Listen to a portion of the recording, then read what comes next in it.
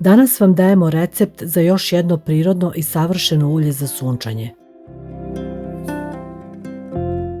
Za ulje vam trebaju mladi zeleni orasi, šargarepa i maslinovo ulje.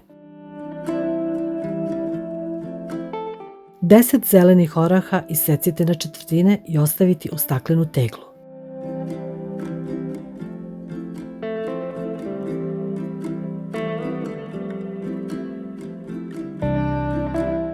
Dve srednje šargarepe izrendati i također staviti u teglu preko oraha.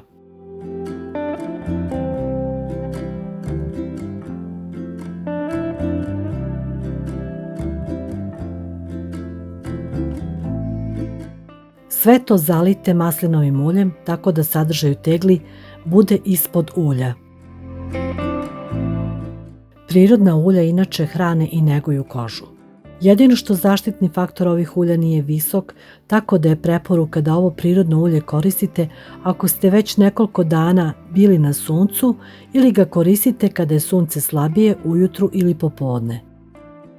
Orasi su bogati vitaminom E, što je jako bitno za zaštitu kože, a šargarepa je bogata beta-karotenom koji štiti kožu od UV zračenja.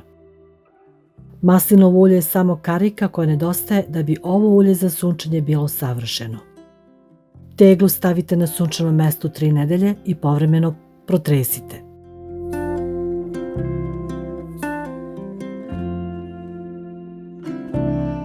Nakon 3 nedelje procedite ulje u bočicu.